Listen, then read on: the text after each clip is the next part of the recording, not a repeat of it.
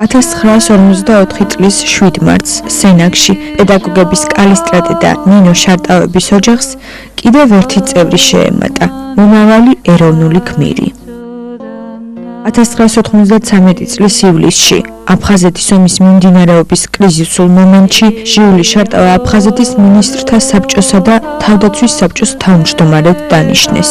მახსოვს, როდესაც ბატონი ჟული ჩამოვიდა სოხუმში ესეთი არა ომის პერიოდი იყო, შედარებით სიმშვიდე იყო, მithom ხელშეკრულება იყო დადებული და მან დაიწყო პრაქტიკულად აღმშენებლობა ქალაქის.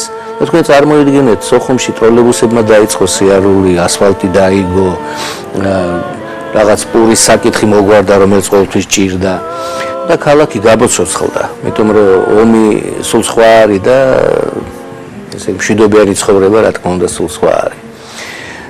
მას ძალიან დიდი რწმენა ჰქონდა იმისა, რომ ჩვენ შევრიგდებოდით და აი ბოლომდე სულ სიყვარულზე ლაპარაკობდა, იმ ურთიერთობებზე ლაპარაკობდა, რომელიც ყოველთვის იყო ჩვენ ეთნოსებს შორის. ქართულ-აფხაზური კონფლიქტის მშვიდი პერიოდი მალე დასრულდა და აღმშენებლობის პროცესი შეიარაღებულ დაპირისპირებაში გადაიზარდა. ეს დღეები აფხაზეთის მინისტრთა საბჭოს წევრებისა და თითოეული აფხაზეთში მცხოვრები ადამიანისთვის განსაკუთრებით რთული აღმოჩნდა. მთავრობის წევრების გადაწყვეტილებები პირდაპირ გავლენას ახდენდა მოსახლეობაზე. წინდახედულობა, სიფრთხილე და განსაკუთრებული სიყვარული სამშობლოსადმი. ეს ის მცნებები იყო, რომლებითაც მინისტრთა საბჭოს თავმჯდომარე ჟიული შარტავა მოქმედებდა.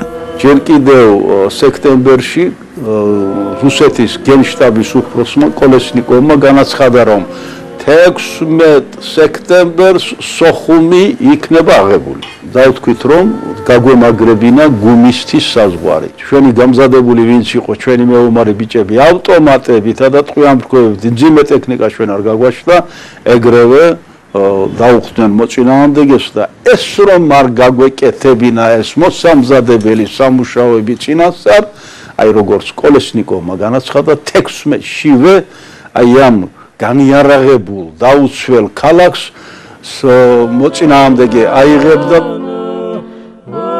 აფხაზეთის მინისტრთა საბჭოს თავმჯდომარე გამორჩეული დიპლომატიური ნიჭის გამო დანიშნეს ამ თანამდებობაზე. იგი პასუხისმგებლობის გრძნობით განსჭვალული ცდილობდა სრული სიზუსტით აღესრულებინა ის ვალდებულება, რომელსაც მას სამშობლოს სიყვარული ავალებდა. მიმდინარეობდა დიალოგი აფხაზურ მხარესთან, იგი ასეთ წარმოსთქვამდა ხოლმე საგანგებოდ, მე დავაკვირდი და საგანგებოდ ასე წარმოთქვამდა ორ ფრაზას. ქართველები და აფხაზები, აფხაზები და ქართველები. ესე იგი, ამას კი არ იტყოდა მარტო რომ ჯერ ქართველები და მერე აფხაზები, არა, აფხაზები და ქართველები. ესე იგი, თანაბარ დონეზე აყენებდა ორივე მხარეს. ეს უკვე მისი ტაქტი, აი როგორი მარტო დიპლომატიური ჟესტი კი არ იყო, ეს მისი გულითადი დამოკიდებულება იყო აფხაზებისადმი, აფხაზური მხარისადმი. სადღაც 2-3 დღით ადრე, სანამ დაიწყებოდა სოხუმის ტრაგედია, შევხვდი და მითხრა, რომ გუდაუთაში შეხვედრაზე მიდიოდა და ძალიან მალე დაბრუნდა. და რო კითხე ესე მალე როგორ მორჩა მეთქი და ძალიან გაღიზიანებულმა და ცოტა შეშფოთებულმა თქვა, ვერ გაუგე რა უნდა თუ ვერ საზღვრავო ბოლოს რაზე მელაპარაკნენო და ძალიან შეშფოთებული იყო. ნუ ალბათ მიხვდა და გრძნობდა იმას, რომ რაღაცა საშიშროება გველოდა ჩვენ. როცა დაიწყო ეს ბოლო შემოტევა ქალაქზე, ყველა მიცის ის კადრები ნახეთ ალბათ, როდესაც ის ეხვეწება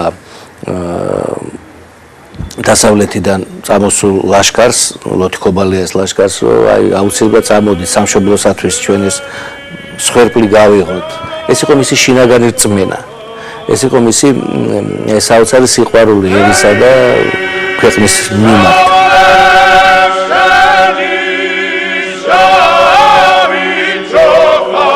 თითოეული იქ მყოფი განსაკუთრებული სითბოთი მოიხსენიებდა ადამიანს, რომლის გმირობა და პატრიოტიზმი შემდეგ თაობებს ანდერძად დარჩა. ბოლო დღემდე ჟიულის გვერდით მყოფებმა არ იცოდნენ, რომ მისი დრო იწურებოდა. თუმცა თავად ამას თითქოს გრძნობდა კიდეც. ქუთაისის მიტროპოლიტი კალისტრატე და ქალაქის მეთაური იმ წინა დღეს ჩავიდნენ სოხუმში და ეწვივნენ ჟიული შარტავას და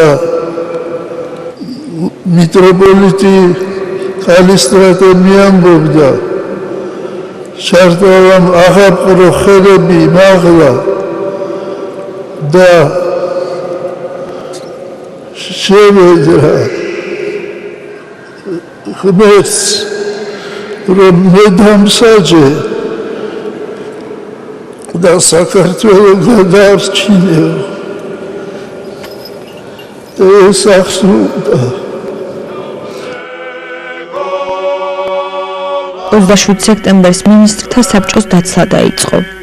იქ მყოფნი ჯგუფებად გამოდიოდნენ და საგანგებოდ გაკეთებული კორიდორების მეშვეობით ტოვებდნენ ადგილს, სადაც გაჩერება აღარ შეიძლებოდა. თუმცა იყვნენ ერთეულები.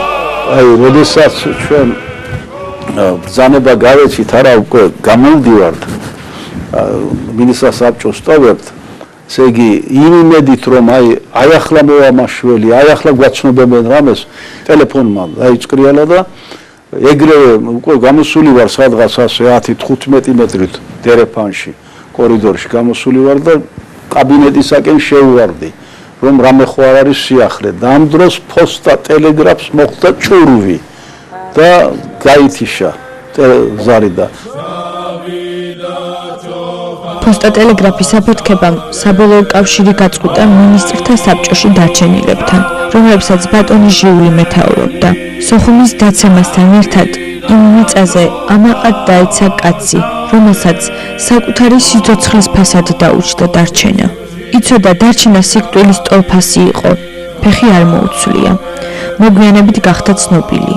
სოხუმის დაცემას შეეწირა ჟიული შარტავა თავის თანამებრძოლებთან ერთად. სხვადასხვა ვერსიები არის და ჯგუფს რომლებსაც აი მიკროავტობუსებით მიხავდათ ესენი გუდაუთის იმართულებით ამ ჯგუფს რომელიღაცა სხვა ჯგუფი გადაეღობა გზაში ჩამოსვა ესენიო და ესე იგი დასახურებად გაიყვანესო მოთხოვნებს უყურებდნენ დაჩოქებას და მე ესე იგი ბუნებრივია ჟიული შარტავა აი ცოტნე დადიანის სადარი პიროვნება ასე იგი ნუ შინაგანად და ბუნებრივია ჟიული შარტავა არ დაიჩოქა დარწხვებმა და მაშინ მე ვიცი ასეთი რამ რომ ასე იგი მუხლებზე დაუშინეს ავტომატი რომ ასე იგი ამ ასე დაეჩოქა მე ვფიქრობ რაღაცას იქ გაუგებრობას კი რაღაცა სხვას ქონდა ადგილი ძნელი სათქმელი ახლა რას მაგრამ ეს მოხდა და ვიცი ისიც რომ მას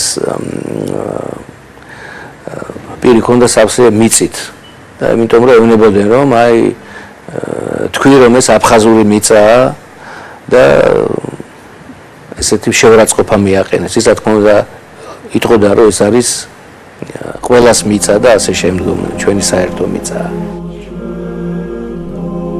მე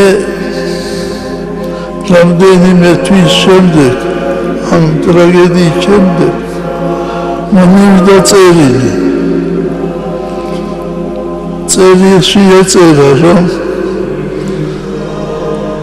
მე ვესწრებოდი შარტავას დახვრეტას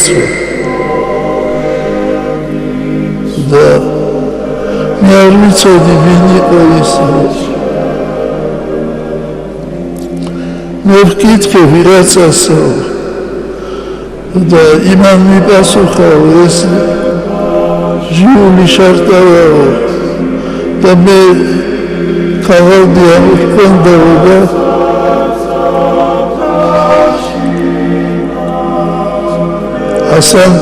ასანთზე ჩავიწერეო მისი სახელი და გვარია და ბოლოს ამთავრებს ამ წერილს იმით რომ საქართველოს და თქვენო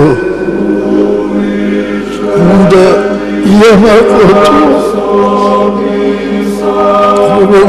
საქართველოს ყავს ასეთი გმირებიო ასეთი შვილებიო